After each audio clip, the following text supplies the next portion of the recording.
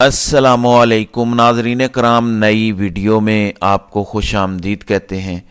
इस वक्त पाकिस्तान में ब्रेकिंग न्यूज़ का जुमा बाज़ार लगा हुआ है। इस वक्त पाकिस्तान की सहाफ़त और सियासत में एक रहनुमा छाए हुए हैं और उनका नाम है फजलुर रहमान। वो यके बाद दीगरे 3 इंटरव्यूज़ दे चुके हैं आसमा शिराजी, महर बुखारी और नदीम मलिक को।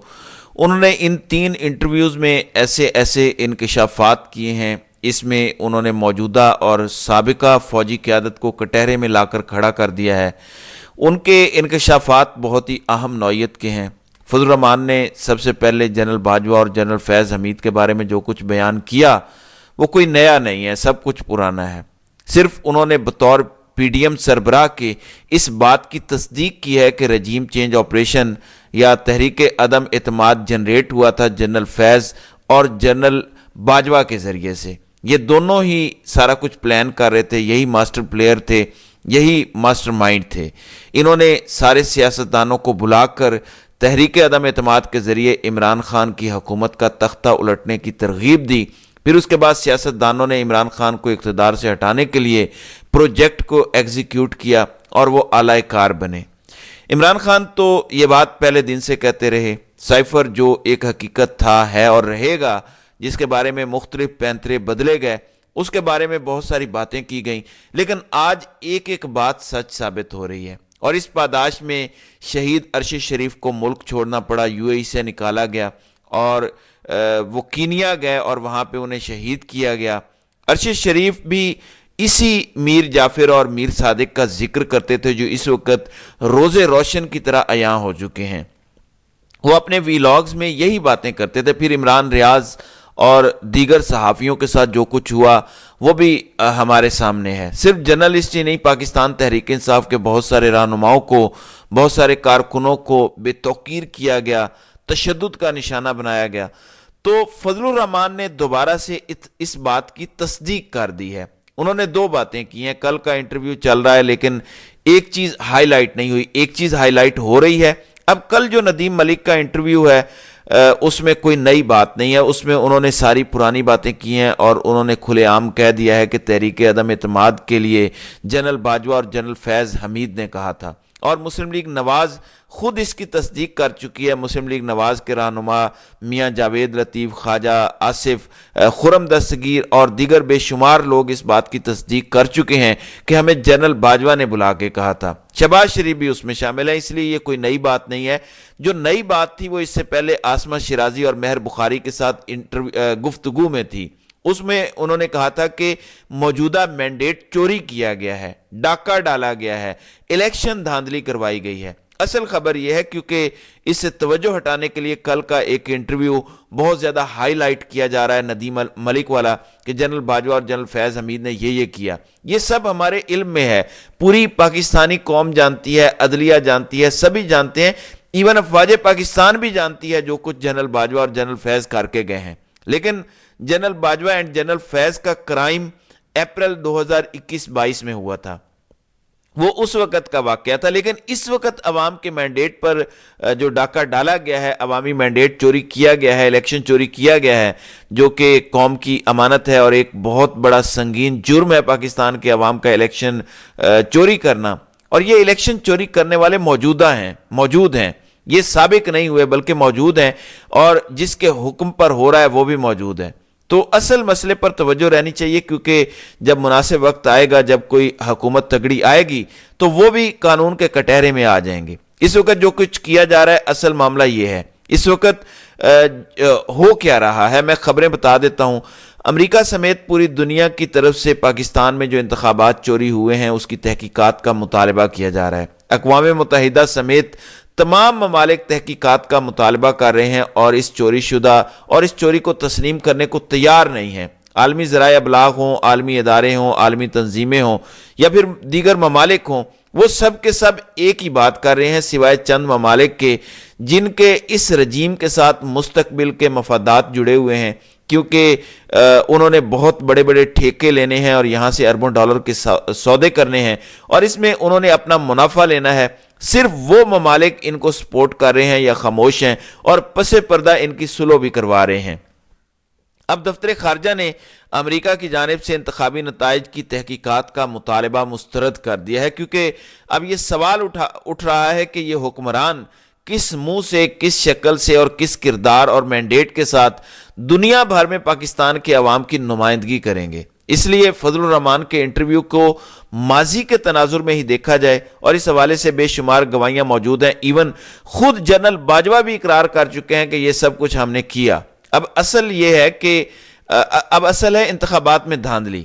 وہ تو ایک 16 ماہ کی حکومت تھی، اس وقت آپ پر ایک مینڈیٹ چوروں کے گروہ کو اکٹھا کر کے اگلے 5 سال کے لیے مسلط کیا جا رہا ہے، اور ان کے ہاتھوں میں پاکستان کی تقدیر سونپنے کا پروگرام ہے، اور حکم حاکم ہے کہ ان کو جمع کیا جائے، حکم حاکم ہے کہ ان کو اقتدار سونپا جائے، حکم حاکم ہے کہ جو دھاندلی ہوئی ہے اس پر پردہ ڈالا جائے۔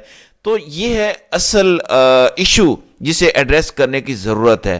اس وقت قانون، آئین اور جمہوریت کو جو پامال کیا جا رہا ہے اس پر توجہ دیں، کیونکہ یہ معاملہ ڈائیورٹ کیا جا رہا ہے، کیونکہ عالمی ذرائع ابلاغ بالکل نہیں ہٹ رہے اس بات سے۔ اب جنرل باجوہ کی کرپشن کی داستانیں بھی ریپروڈیوس ہونا شروع ہو گئی ہیں، اور غیر ملکی ذرائع ابلاغ بھی اس میں آ گئے ہیں۔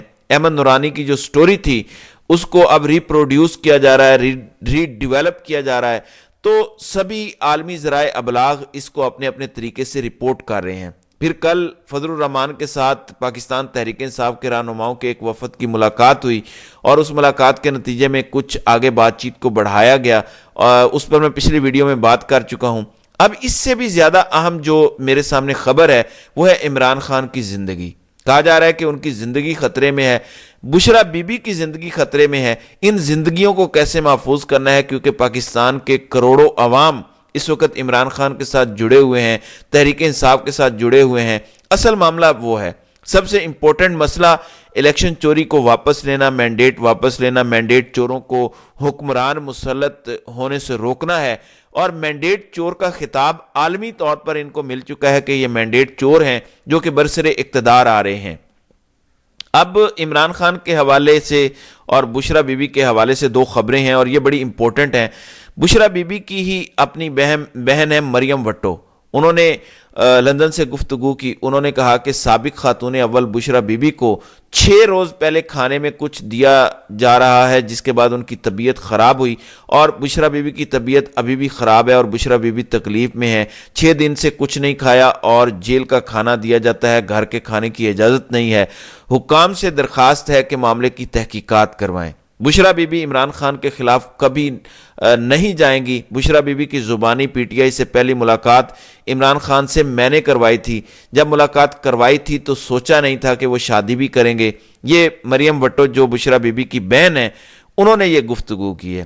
پھر جو دوسرا انکشاف ہوا ہے وہ بشرا بی بی کی اس وقت جو ترجمان ہے مشال یوسف زئی ایڈوکیٹ، انہوں نے کہا ہے کہ بشرا بی بی سے ان کی فیملی، بیٹی، داماد، عمران خان کی 2 بہنوں علیمہ آپا اور عظمیٰ آپا اور دیگر وکلاء سے ملاقات ہوئی ہے۔